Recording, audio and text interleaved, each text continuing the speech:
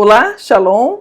Eu sou a professora Tereza Akil e neste vídeo eu quero conversar com você sobre a gematria ou a numerologia judaica. Na realidade, a gematria ela é apenas um método hermenêutico usado pelos rabinos, pelos sábios judeus, para trazer à superfície do texto alguns ensinamentos ou algumas mensagens que estão ocultas em palavras, expressões e até em frases da Bíblia hebraica. Vamos então neste vídeo descobrir como que funciona, quais são as formas e os tipos da gematria. Vamos começar? Muito bem. Uma coisa muito importante que a gente precisa compreender quando quer se aproximar da gematria é que o hebraico ele não é uma língua necessariamente apenas de consoantes, de letras. Ou seja, o hebraico, por ele ser uma língua muito antiga, ele tem uma habilidade que as nossas línguas modernas não têm. No hebraico, as letras, elas funcionam também como números. E é exatamente por causa desta habilidade, dessa particularidade que o hebraico tem, é que a gematria se faz presente, se faz possível dentro do hebraico, dentro da Bíblia hebraica. Então vejam só, aqui em tela vocês têm todas as letras do alfabeto hebraico, todas as 22 letras. E por conta dessas letras também terem valores numéricos, a gente consegue então perceber algumas, entre aspas, coincidências que vão acontecer e que vão possibilitar a existência da gematria. Então, Aleph, esta letra aqui, é a primeira letra do alfabeto hebraico e o número dela é 1. O Bet, a segunda letra do alfabeto hebraico, o número dela é 2. Gimel, número 3. Dalet, número 4, equivale ao número 4. Re, número 5. Vav, número 6. Zain, número 7. Het, número 8. Tet, número 9 e Iod, número 10. E aqui então começam as letras a representarem ou terem equivalentes numéricos com dezenas. Então, o Kaf, 20, Lamed, 30, Mem, 40, Nun, 50, Samer, 60, Ain, 70, P, 80, Tsad, 90. E agora, as letras finais serão as centenas. Então, Kof, 100, Resh, 200, Shim ou Sim vão ser 300 e o Tav, 400. É por conta dessa peculiaridade, eu falo mais uma vez, das letras simbolizarem ou terem equivalentes numéricos, é que a gematria se faz presente no hebraico. A gematria, ao longo do tempo, ela serviu para os mais diversos fins. Então vejam só que interessante. Quando se começou a copiar as escrituras, né, fazer as cópias, né, das escrituras, principalmente da Torá e tudo, como é que se controlava ou como se percebia, os sábios, né, os copistas, os maçoretas, eles sabiam que aquele trecho, aquela página da escritura, ela estava correta, não faltava nenhuma letra, nada.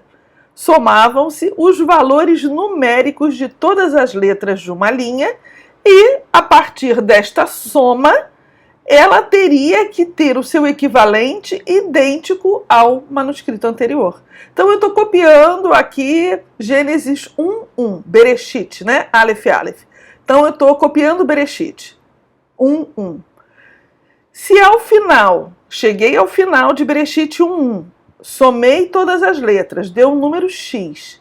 Esse número final do primeiro versículo tem que ser um número idêntico do manuscrito anterior. Se não desse idêntico, teria algum problema de cópia. E aí, todo o manuscrito teria que ser inutilizado. Ele seria ou enterrado ou queimado, ele seria inutilizado. Porque ele teria o quê? Um problema, teria uma falta, né? havia uma falta de alguma consoante ali. Então, no início, veja a importância dessas letras do alfabeto terem valores numéricos. Era tipo um controle de qualidade daquele manuscrito. O número exato. Isso é tão interessante porque a gente vai ter, por exemplo, numa Bíblia hebraica para exegese, uma Bíblia hebraica stuttgartense, uma Bíblia hebraica quinta, uma maçora chamada maçora parva, aonde ela vai falar das ocorrências daquela palavra, vai falar do número de vezes em que aquela palavra aparece na Bíblia. Nós vamos ter também uma outra maçora chamada maçora finalis, que vai dar, por exemplo, o número exato das letras daquela porção, né, daquele trecho ali das escrituras. Então, essa questão do hebraico, das letras hebraicas, elas terem esse equivalente numérico, isso é fundamental, isso foi importantíssimo. E até hoje é importante, como vocês verão, tá? Outra coisa importante, né, que a língua hebraica possibilita com essa dualidade de letras e números, né? No estudo da Torá, a gente vai transformar, e aqui nos aproximamos da gematria, transformam-se palavras, expressões e até frases em números a fim de extrair uma mensagem profunda que está por trás daquele trecho, daquela palavra, daquela expressão, saindo do primeiro nível de leitura da escritura, do psat, e indo para o último nível, para o sod.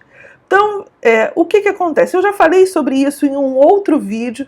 Se por um acaso você não assistiu o vídeo onde eu falo sobre o pardês, que é o vídeo onde eu falo sobre os níveis de leitura da escritura hebraica, de repente seria legal você dar uma olhada nesse vídeo, mas tecnicamente no hebraico, né, se faz ou se pode fazer 4 níveis de leitura. Primeiro é o psat, é o nível mais simples, é o literal, é aquele nível onde eu vou entender o enredo, os personagens, a mensagem. Simples. Depois eu vou ter o remesh, que é um nível um pouco mais metafórico, né? Um nível onde eu vou começar a tirar algumas sugestões sobre esse texto. Depois eu vou ter o drash, que é o nível da alegoria, e por fim eu vou ter o sod, que é o nível que a gematria nos leva. O sod, ele é o nível do oculto, do mistério. Há um mistério por trás daquela palavra, há um mistério por trás daquele texto, e é nesse nível, no sod, através também da gematria, que eu vou conseguir descobrir. Então, vamos avançar. Hoje em dia, existem mais de 25 métodos ou 25 formas de se fazer a gematria. Algumas fáceis, simples, quando você começa a praticar você rapidinho pega, e outras um pouco mais complexas. Eu não vou falar de todas aqui, vou apenas expor algumas e enfocar a que eu mais gosto.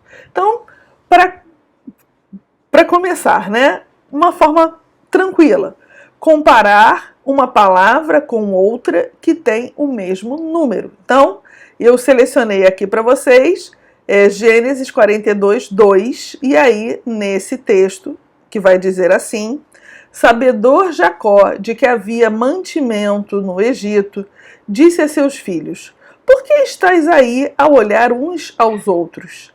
E ajuntou: tenho ouvido que há cereais no Egito, descei até lá, comprai-nos deles, para que vivamos e não morramos. Quando você pega esta palavra, esse verbo, na realidade, o verbo redu, né, em hebraico, né, e você vai fazer a gematria desse livro, ou seja, o equivalente numérico, cada letra, somando cada letra dessa palavra, o equivalente de cada letra dessa palavra, você vai chegar ao número de 210. Que vai ser o quê? O valor numérico, né, equivalente aos anos que Israel passou no Egito. Então, percebe que aqui ele está fazendo uma equivalência da palavra toda, do número final da palavra, 210. 210 ele vai descer, né, os filhos vão descer ao Egito para comprar mantimento, e 210 anos o povo de Israel passou por lá. Então, aqui é como se fosse uma alusão, né? O povo de Israel ainda não estava vivendo como escravo no Egito. O povo ainda estava na terra de Canaã. mas aqui já está aludindo a um momento futuro em que o povo estaria no Egito. Segundo método, substituir palavras de igual valor numérico. Isso é muito legal também. Então, eu escolhi aqui a palavra sulam, é uma rapax legomena. Eu vou, inclusive, fazer um vídeo, eu já fiz, né? Um vídeo sobre a escada de Jacó, sobre esse sonho da escada. Se você não assistiu, assista, porque está muito interessante o sonho de Jacó, né? Eu até chamei esse vídeo de Jacó chama o Freud, porque realmente, né, era um sonho e para interpretá-lo nada melhor do que o Freud. Mas vai dizer lá Gênesis 28:12, e sonhou exposta na terra uma escada cujo topo atingia o céu, e os anjos de Deus subiam e desciam por ela. Esse foi um sonho, o primeiro grande sonho que Jacó teve. Jacó teve outros sonhos, mas esse sonho, essa teofania, esse encontro sobrenatural com Deus, ele vê uma sulama, ele vê uma escada, né? E essa escada ela tem a base na terra e o topo no céu. E essa escada, sulam, ela tem o valor de 130, igualzinho à palavra Sinai. E a gente sabe que o Sinai, ele será o monte teofânico por excelência na história de Israel, será o local onde Deus entregará ao seu povo que as leis, onde Deus se manifestará a todo o seu povo, em especial a Moisés, claro, mas ao seu povo de uma forma tremenda e sobrenatural. E aqui a gente vai ter essa sulam, essa escada, que também foi a primeira grande manifestação sobrenatural que Deus teve com o Jacó. Então, percebe que mais uma alusão, né, aqui ao patriarca, e é tão interessante isso, porque Jacó é o quê? É o patriarca que deu origem às 12 tribos, né? Ele teve 12 filhos e esses 12 filhos foram as 12 tribos. Então ele é o epônimo daqui, né? Então é muito interessante essa ligação aqui do Jacó, né, com esse da escada, né, que o Jacó vê no sonho, com essa sulam, com o Sinai, né? Terceiro método, interpretar cada letra em separado. E mais uma vez o Jacó. Eu gosto muito do Jacó, muito. Daqui a pouco vocês vão ver que no canal eu vou estar anunciando algumas coisas especiais sobre esse patriarca. Então vamos lá. Interpretar cada letra em separado. Yaakov é o nome do Jacó em hebraico. Então Yaakov compõe-se das letras Iod, cujo valor numérico é 10, Ain, que vale 70, Kaf, que vale 100, e Bet, que vale 2. Quando eu pego, né, cada uma dessas letras e os seus equivalentes numéricos, olha o que eu posso entender. O nome do patriarca, portanto, faz referência aos 10 mandamentos, aos 70 anciãos de Israel, às 100 amot, né, a medida talmúdica do comprimento, e as 2 leis entregues no Sinai, a Torá escrita e a Torá oral. Eu também já falei sobre isso com vocês, né? Então, isso aqui é muito interessante. Como que o nome do Jacó, né, as consoantes do nome do Jacó, do Yaakov, elas aludem a muitas outras perspectivas. E aqui a gente vê a importância do patriarca Jacó, né? Vamos lá, vamos avançar. Mispah Gadol, né? Então, quando se considera as letras finais como uma continuação do alfabeto, atribuindo-lhes centenas. Naquele primeiro slide que eu mostrei a vocês, eu parava no Tav, né, como 400. Mas eu ainda posso fazer uma gematria aonde eu vou considerar o Kaf final como 500, Mem final como 600, Nun final como 700, P final como 800 e Tzad final como 900. Então essa é uma outra possibilidade, né? Eu colocar as letras finais também como centenas. Uma coisa corriqueira é você considerar o Mem e o Mem final como 40. Isso é muito normal. O Nun e o Nun final como 50. Mas aqui eles vão fazer essa pequena alteração, tá? E aí nós vamos poder ter uma outra percepção. Agora eu parei de colocar exemplos porque ficaria muita coisa, mas é bem interessante isso, né? Você pode jogando com a gematria e tentando extrair mais conhecimentos ainda a partir do que o valor numérico das palavras estão apresentando para você. Vamos lá, vamos avançar. Mispar Siduri, né, ou número ordinal. Nesse caso, as letras são contadas de forma ordinal de 1 a 22. Então, eu não vou, quando eu chego no iode, que é o 10, eu não vou para o caf vira 20. Não, vira 11.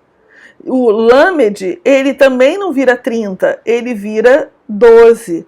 O mem não vira 40, ele vira 13.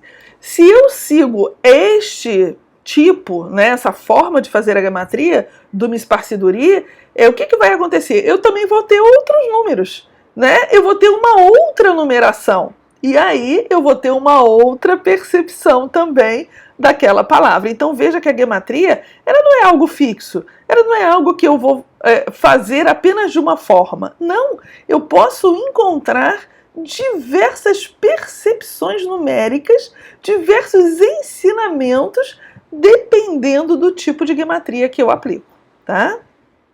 Sexto, Mispat Perati, ou número quadrado. Atribui-se valor quadrado a cada letra. Então, óbvio, né, de 1 é 1 mesmo, mas do Bet, que é 2, vira 4, do Gimel, que é 3, vira 9, do Dalet vira 16 e assim sucessivamente.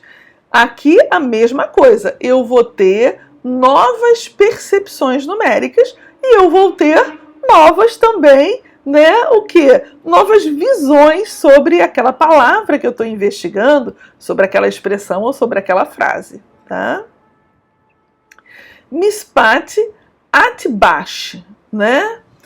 Troca o valor da letra por aquele que é do seu espelho, ou seja, o Aleph, que é 1, vai virar 400, que é o número do Tav, e o Tav automaticamente vai virar 1. Então é como se eu tivesse um espelho mesmo, né? As 11 primeiras letras vão ganhar os números das 12 últimas letras, e assim sucessivamente, né? Então, o Aleph ganha o valor do Tav e o Tav ganha o valor do Aleph.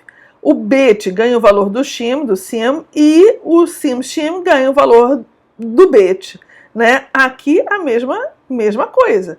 Eu vou ter novas percepções. Então veja como que a gematria ela é rica, veja como que a gematria ela me possibilita entender muitas mensagens que podem estar ocultas em palavras e em expressões, né? O meu preferido, esse método aqui, o Mispat Katan, ou Mispar Katan, ou Mispar Katan Mispari, né? Onde eu vou somando os números das letras da palavra e reduzir até chegar a uma unidade, né? Então, eu dei um exemplo aqui com a expressão Gan Eden, Jardim do Éden, e aqui, então, Gan são duas letrinhas só, Gimel, que é 3 e um Nun 50, e aí eu vou ter o número 53, eu tenho que reduzir a unidade, então 5 mais 3, 8, né? E o Éden, né? Aqui embaixo, 3 letras, então A em 70, Dalet 4, Nun 50, e aí eu vou ter um número de 124. Eu vou ter que reduzir esse número e cheguei ao número 7. Então veja, eu tenho o número 8 e eu tenho o número 7. Dois números que estão extremamente conectados. Então, tanto Gan quanto Éden são duas palavras que trabalham com números que estão interconectados. Não tenho como dizer que não. O 7 ligado à perfeição e o 8 ligado à ressurreição, ligado à transfiguração. E veja, o Gan Eden, ele é o quê? Ele é esse local de perfeição, esse local onde até então, né, durante um tempo, né, não houve uma discórdia, uma desarmonia.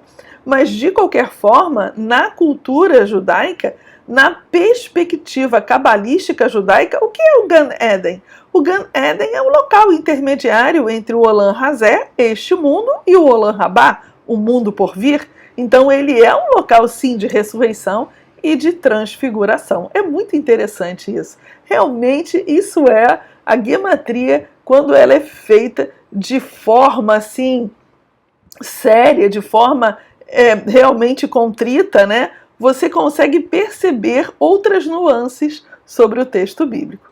Mais um exemplo. Abraão.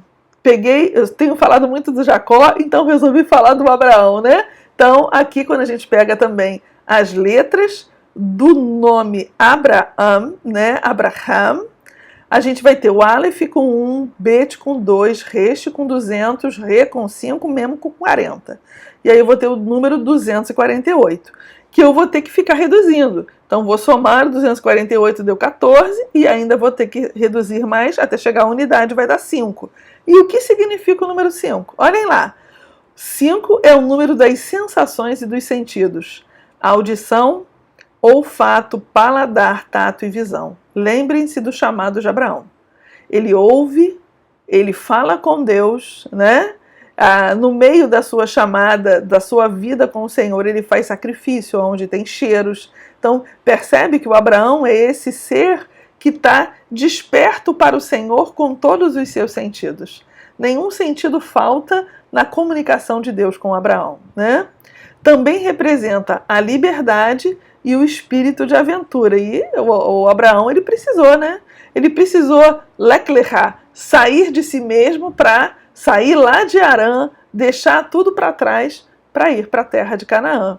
Liberdade, é um espírito de aventura, né? Esse é o número das possibilidades de mudança, transformação, representa a versatilidade através da busca da liberdade para se lançar em direção a novas oportunidades. Eu não preciso nem comentar, porque só a gente lendo um pouco dos significados do que envolve o número 5, a gente já percebe o quanto que tem a ver com Abraão, né? Busca pela liberdade, se lançar em busca de novas oportunidades, foi o que Abraão fez ao ouvir o chamado de Deus e partir para a terra de Canaã. É interessantíssima a gematria, né? Como que atrás dos nomes dos personagens eu encontro novas perspectivas, novas formas de compreender nuances também dessas pessoas. Muito bem, concluindo, né? A partir da gematria vemos que toda letra é um ot, ela é um sinal, ela é uma marca. E aí a gente vai ter uma fala midrásica que vai dizer: as letras hebraicas são as pedras da criação. Cada uma delas foi talhada em exatidão. É uma exatidão tão diferenciada que a gente consegue perceber como que elas são muito mais que letras. Cada letra da Torá não está ali à toa. Cada palavra escolhida para colocar no texto também não está ali à toa. Isso é uma coisa que não tem como se explicar, a não ser saborear. A Escritura, quando você começa a se aproximar desses níveis de mistério, do Pardês como um todo, você começa a perceber que a Escritura, ela também merece ser saboreada. Finalizando, queria fechar com Apocalipse 13:18, que vai dizer: aqui há sabedoria.